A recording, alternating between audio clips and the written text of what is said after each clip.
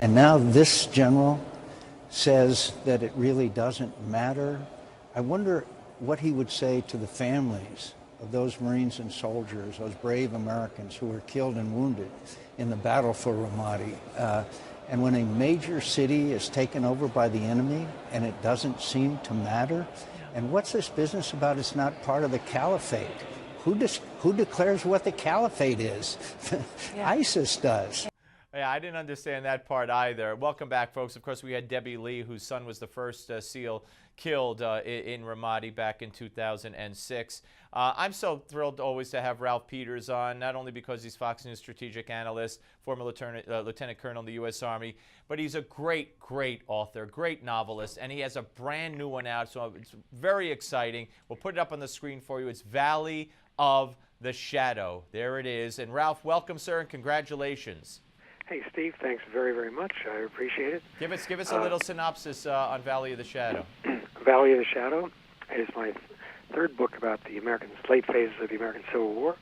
It is set in the Shenandoah Valley in the latter half of 1864, when there were these brilliant characters, including two future U.S. presidents, plus George Armstrong Custer, Jubal Early, Phil Sheridan.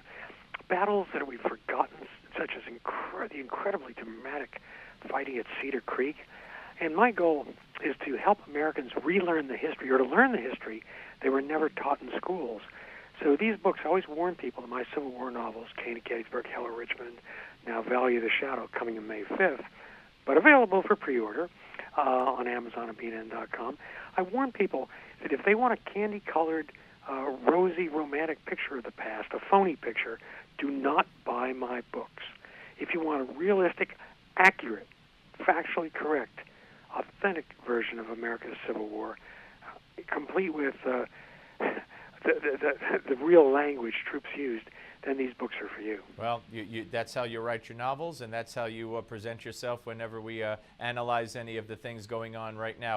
All right, we'll also have you back to talk specifically about the book in a longer segment once it comes out, Ralph. Let me ask you, General Dempsey's remarks, how do you explain that? I mean, how does a general say that when he knows that there are people who sacrificed and died, and they have people who survived them, and people who have been wounded and lost limbs? I mean, how does a general say that, it doesn't really matter?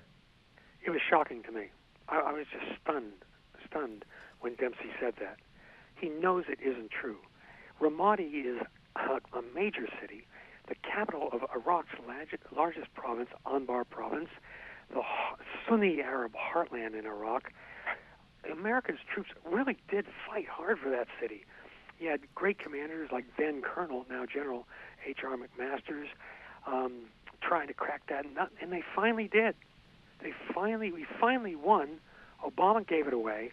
Now you have General Dempsey, who knows better, who served in Iraq, confusing what is his legal required loyalty to the commander-in-chief, to carry out the commander-in-chief's lawful orders, with propagandizing for the commander-in-chief. I mean, Obama is flat on his backside. This isn't Bush's fault. This is Obama's mess, period.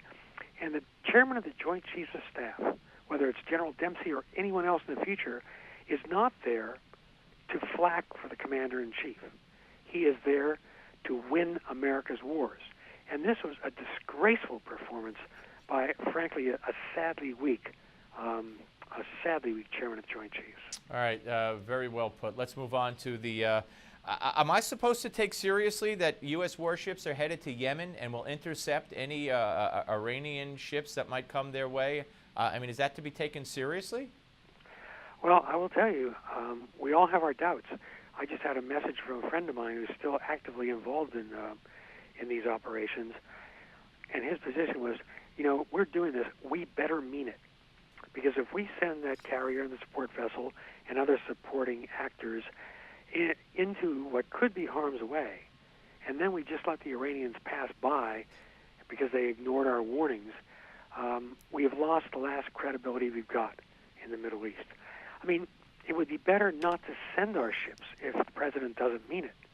But if he doesn't mean to stop those Iranian ships from entering Yemeni territorial waters, if he just sails the carrier out there and does nothing, It's really yet another strategic disaster for Obama. Another red line that he will allow to be crossed. You know, Ralph, he I'm doesn't sorry. draw I red wish lines. we could. Steve, he draws little pink lines and there's polka dots. Hey, Ralph, great to talk to you, my friend. And again, great luck with Valley of the Shadow. We'll talk about it another time. Thank you so much. Thank you, Steve. Bye-bye. Ralph Peters, ladies and gentlemen. When we come back, we're going to talk to Reverend Jesse Lee Peterson. So don't go away.